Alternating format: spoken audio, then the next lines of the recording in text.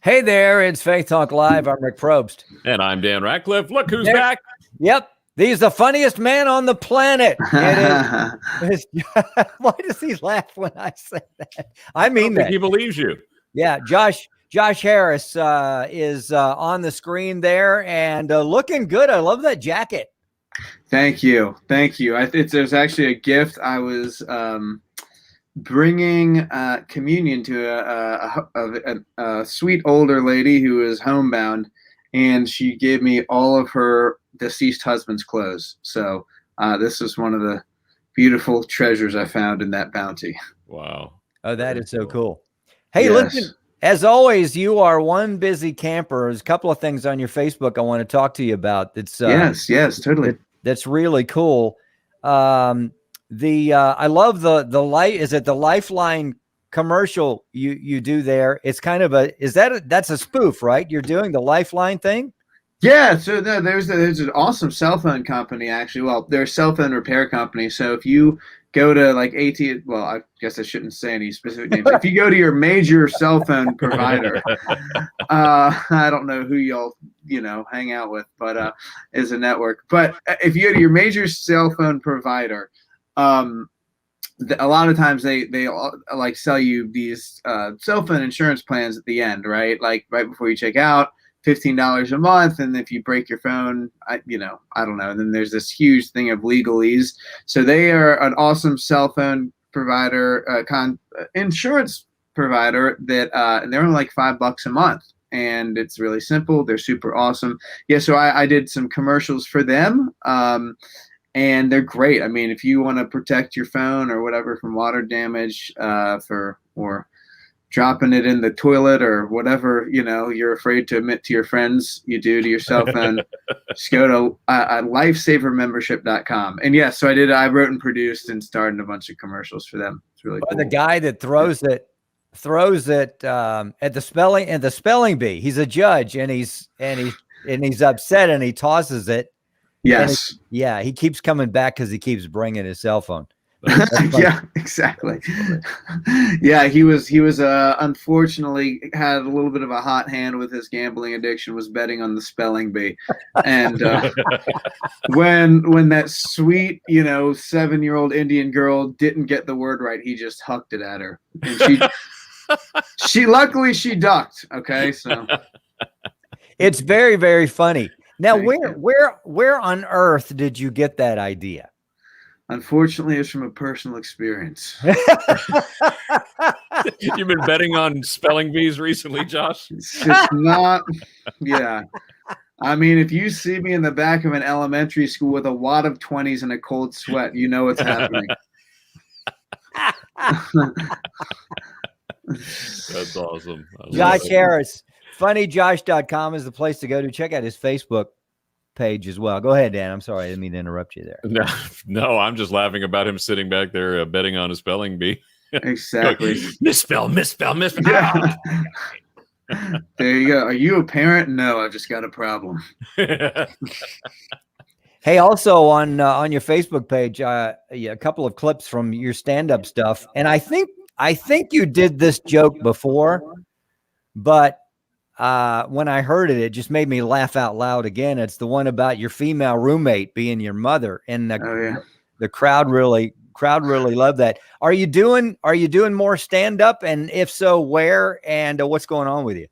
Yeah, so I actually am not doing a ton of stand up, but I am going to Sacramento in about a week to speak to the Students for Life of America. So they're awesome. They're cross-denominational, but they're all about, just, exactly. I mean, getting students involved in the pro-life movement, helping them understand the value of life, the value of life essentially. And so I'm going to down there first I'm going to do stand-up. And then the second day I'm doing a workshop on how to talk to abortion-minded people, moments from potentially ending a pregnancy and how to help them lovingly persuade them to choose life or, leave and go get an ultrasound and, how they can do that in an effective but persuasive and loving way. So it's kind of a two-parter. So that, and then I'm also co-leading another workshop like that here in Atlanta, and it's great. It's all day masterclass on just how to help people who are abortion minded choose life. All that information is at summersaves.com. So and Josh, July 31st. Talk about Eyes of God, the video with Joshua's Giants. Oh yeah, and some other folks. Tell us about that.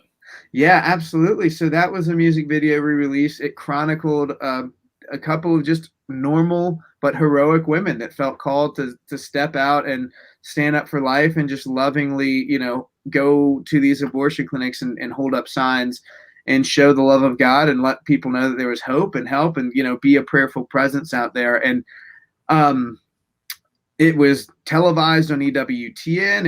I actually got an email when I was going to North Louisiana from somebody asking if they could they saw the song on TV and they asked if they could use it as during their fundraising gala for their mobile ultrasound unit, which I was like, oh my gosh, that was worth it just to get that email, so to see that. And so it's also, I think you can check it out at songssave.com or my website, joshuasgiants.com. And it's pretty, I'm really, really proud of that message. And then we have another video that just came out, which was a personal. So anyway, the video chronicles women who are moments from ending pregnancies, chose life, and now, are loving mothers, parents. And it's pretty awesome. And there was another one that I just put out with a woman who I met in front of an abortion clinic while I was out there praying, and she left with us, went and got an ultrasound, and now the baby is born. And it was really cool to walk that journey with her. And so she shares why she was there, what, the fears that she had, what it was like leaving, the relief, the joy that she has with this newborn. I mean, it's pretty cool. So that's up as well. Very cool. Yeah, I think that's the story of Aretta. I saw that. Yes. On your Facebook page. Check that out. And also go to funnyjosh.com and joshuasgiants.com. It's amazing. And it's awesome that you guys are doing what you're doing. You're not just talking about it. You're actually showing up and praying and ministering to people. Thoughts that Aretta had, is that something that you find that a lot of the young ladies have? Yeah. I've found, again, I'm not going to say every situation is the same, but there are quite a lot of overlapping commonalities, at least in the people I've interacted with. I'd say the majority is fear, financial insecurity. If I could boil it down to three, maybe fear, financial fear, and then pressure potentially from the guy. And really also, I mean, what I've seen is people afraid that there's not going to be a guy that stands up and does this with them. And I think the statistics are 85% of people that terminate pregnancies regret it, at least what I've read. And then 75% of those people, now may be off a little bit, but said that they would have made a different decision if just one person had stood up and said, we can do this together. Right. And so we like to be that voice however we can. And so, there was a woman, actually, I got the privilege of having lunch with this Tuesday. Actually, it was Tuesday or no, maybe it's Wednesday or Tuesday. But she left the clinic with a friend. We've had such success that there's a mobile ultrasound unit that's parking across the street from where we are. So rather than going 25 minutes or 20 to a pregnancy resource center, we've had it to where they can just walk across the street, which is pretty awesome. And definitely expedites the process if they know, hey, I could pay $150 for an ultrasound in this abortion clinic, and then maybe,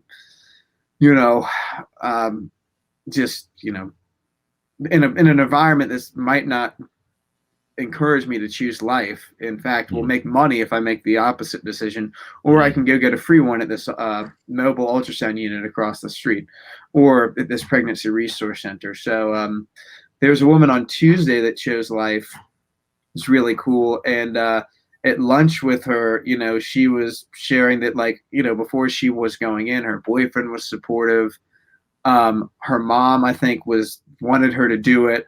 Her dad, I don't think, did want her to do it, but, you know, I don't think their parents were together. So, you know, but courageously, she put her foot down and left with a friend of mine, and, you know, I met them at lunch. And so, you know, you never know what just one supportive voice can do, you know, for 2 lives in that moment, right?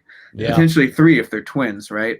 Which we've seen as well. So, wow, man, thanks for being a warrior for lives out there, Josh. That's thank awesome. you so much. yeah. And I love the way that you do it. I mean, you're praying and you're humane about it. You know, there's been some very militaristic tactics over the years with other organizations. Yeah, I And know you're telling me. And to me, I mean, this is just me talking. I just think that, you know, that doesn't help. But I think when you're there to serve them and love them and pray for them and not judge them, you know, the Bible says your kindness leads me to repentance. So that's a beautiful phrase. Yeah. Hey, how can folks get involved in that? I'm sure they have to be trained of some sort. You just can't show up, but how can they get involved in that? That's a really beautiful question. So you could technically just show up and pray with us, and that'd be very welcomed. That'd be wonderful. If you want to dialogue with people, that's where the training comes in, right? So again, people might say, well, I don't want to go out there and start talking to people. I certainly didn't want to at first, but then I felt a deeper call, and I felt God gave me the grace to do that. If you want to find out about any of it, just join us in prayer. You can even, you might even say that doesn't work for my schedule, but I want to support a baby shower. Awesome. All of that there are so many different facets to the ministry that people can get involved in. And so we have a website. It's called Sidewalks, like plural, sidewalkssave.org. Sidewalkssave.org. And on that, we have contacts for, you know, some of our pro-life warriors that are out there, times that people are out there, information on baby showers when someone chooses life. And in fact, a little while ago, I checked, and it was told to me that there was a spreadsheet of, you know, not like in the recent past, that they had 23 women who were pregnant that left the clinic that they were ministering to. Right. So that's it, one time. And I'm just thinking, oh my goodness, you know, so I think I wouldn't be surprised if we had about 20 babies born since last December. Awesome. So it's pretty cool. God is so good. There you go. Sidewalkssave.org is the place to go to. And hey, if you just want to pray, that's awesome. Or if you want to go further and do what Josh and some of the other folks there do, you can certainly do that. Josh, thanks for hanging with us. We got to take a break. We'd love to catch up with you in September, October. And thank you. Talk more about what's going on in the life of Josh Harris. Thank you. Hey, and I'll just make one more quick little plug is if anyone's interested, we have one of those trainings July 31st around 9 or 9:30. It's going to be awesome.